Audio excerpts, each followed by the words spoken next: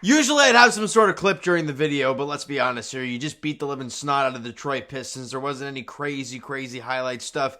Honestly, you did what you were supposed to do. You beat down an absolutely horrendous basketball team. A team in the Pistons who have lost 4 straight or 1 in 9 of their last 10. And after the loss tonight, are 16-58 on the year. You clean their clock, as you're supposed to. No Scotty, no Gary, no Precious. Doesn't matter. You did what you were supposed to do tonight. You win 118-97 in the game, and the Raptor, it was never in doubt. You're up 12 after the first quarter, and you never looked back. Now, the Raptors do get the win, so it pushes them to 36-38 on the year. But in the end, it's not very appetizing, right? It's just a game against the Pistons. Can't get too hyped about it. You really can't. With 8 or 9 games to go. Yeah, you just can't. The one question I have, and I'm going to start right away, and I said it in the Tik Tok that I posted just before the video. By the way, check the Tik Tok link in the description. Why is Pascal Siakam playing 38 minutes in a game where at halftime you're up by 20? And it really never got close. You know, you didn't see Fred hit the court in the fourth quarter. Fred played 29 minutes. Will Barton played 24. OG played 24.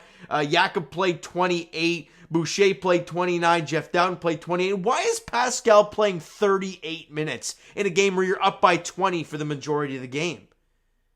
That's something that I don't understand. We've talked all year about the minutes being a disaster. Playing 40-plus minutes, that starter's having to do so because your bench ain't giving you anything. Well, the bench gave you something today. Jeff Dowtin was good. Look, I'll get to Jeff in a minute. I love myself some Jeff Dowtin Jr. Boucher was hot today. You didn't need Pascal to go out there in the fourth quarter and play as much as he did. I don't get it. In the second quarter, you won it 34-26. You lost the third quarter by 21-20, and you won the fourth 26-24. Like I mentioned, it was never in doubt. Hell, Raptors called a timeout, down 15 late, and they're laughing heading back to their bench. They don't care. So why is Pascal still out there? I don't get it, man. I really don't. Let's get to these player stats because honestly, that's what we're here to cover. Yeah, at this point in the season, especially against a team like this, that's what we're here to talk about. Jakob Poeltl, the offense clearly wasn't flowing through him tonight.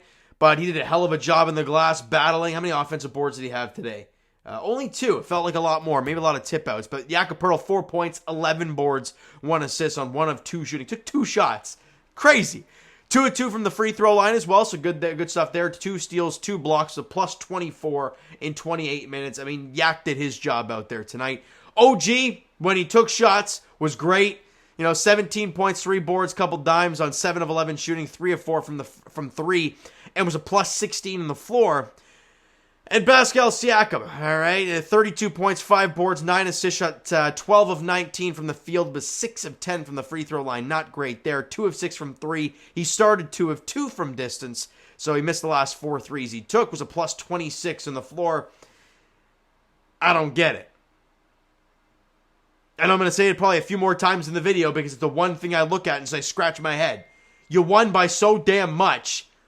Why is your best player playing 38 minutes? Where Fred VanVleet, a guy who logs 40-plus minutes a night usually, doesn't even touch 30. I don't know. Whatever. Fred VanVleet, shot was struggling.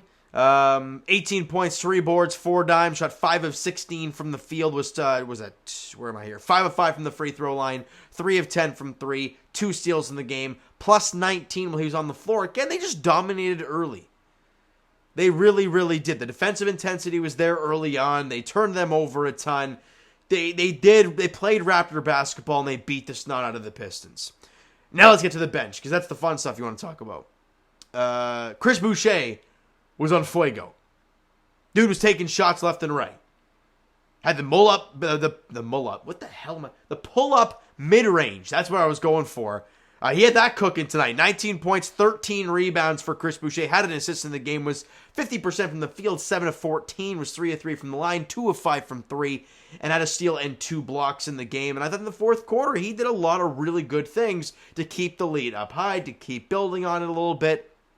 And my guy, Jeff Dowtin Jr., I mean, if you go back to the preseason stuff, I was yapping Jeff Doughton Jr. I loved what we were seeing from him, the long wing, the long guard, right? And he moves like a guard. Watch him out there. He's directing traffic as well. And I'm like, Jeff taking charge. 9 points, 3 boards, 4 dimes in the game. Shot 3 of 7 from the field. Was 2 of 3 from the free throw line. 1 of 2 from 3. Had 3 steals in the game and was a plus 10 on the floor. I love myself some Jeff Doughton Jr. The defensive intensity was there. Obviously getting in the passing lanes, causing 3 steals. And knocked down that corner 3, which was pretty contested as well. I was back into the shot clock. Drilled that corner 3. Love what I saw from Jeff there. And then I love, guys, don't you... It was in the third or fourth quarter. And I was looking, as you can tell, my analysis on Jeff Doughton Jr. is a lot more in-depth than all the other guys because I was focusing on him. I love watching Jeff Doughton, and in a game like this where he's going to get a lot of run, he played 29 minutes, I want to see it. One play, he gets the screen looking for the dribble handoff. Well, they come over to help, but he's like, no, I'm just going to drive to the basket and get a nice easy 2. Beautiful stuff. Gets that corner 3 to fall. The defense was there from Jeff. Like I said, he was directing traffic as well in that fourth quarter. I like what I saw. And I really want to see more Jeff Doughton Jr. with the final, 8 or 9 games of the season. Wherever this team ends up going, I need to see myself some more Jeff. Because what else is there to see? With Scotty has some sort of cast on now. Is he going to play the rest of the regular season? I don't know. Where's Precious at? Who knows? Gary, I didn't know why he was not playing today. He was in his decked out Raptors coat tonight on the sideline. But that was it. I'm not sure we're going to see the rest of the way. So if that's the case, we're going to see more Jeff Doughton, and I love it. I love it. Team stats in the game, they shot 47% from the field, only 24% from 3. They royally struggled there. Raptors shot 45% from the field, 35% from 3, 79% from the free throw line. They shot 77% from the line. Look, the quick, easy breakdown is the Raptors' offense was flowing early. The defense, you could tell early on it was more locked in than usual, especially that last game against Indiana. And the offense continued in the second quarter. They built that lead in that they were up by 20 at half. And then it was in cruise control the rest of the way. That's the story of the game.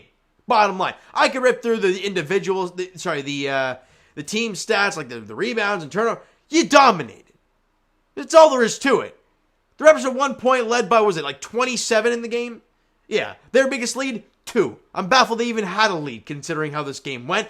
It was obviously very early in the contest. So, it doesn't matter. We move on, okay? Because that's all there is to it. Your next game is against the Washington Wizards at Scotiabank Arena, Game 3 of the 4-game homestand. And the Wizards, like I said, very narrowly, hanging on to any play-in hope is riding right here and on this game against the Toronto Raptors. While Kyle Kuzma and Bradley Beal were they were sidelined. Kuzma was sidelined today, and Bradley Beal was still out Friday. So both guys didn't play tonight, and they beat the San Antonio Spurs. So who knows what they're going to see against the Raptors on Sunday at 6 p.m. at Scotiabank Arena. Look, if you win that, I don't want to sit here and say this again.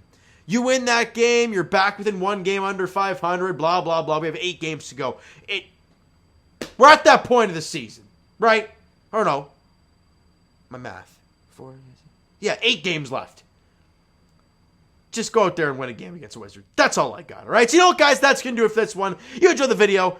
You liked the game, but you were kind of bored watching it because it was over at halftime and you're playing the Pistons. Smack that like button. Do appreciate that. Hit the subscribe button. You guys not already. Comment down below your thoughts on the video, thoughts on the game, what you like, what you not like from today's game for the Toronto Raptors. The Twitter and Instagram links are down below. So follow up, send me a DM, guys, all that great stuff. The Discord and TikTok links are down below as well. So follow up there if you guys have not done so already. And I will talk to you guys Jay's Edition Wednesday, getting ready for the regular season in the season preview. On Wednesday, I'll be posting that for the Blue Jays. The Leafs are back in action tomorrow as they are in Carolina, taking on the Hurricanes.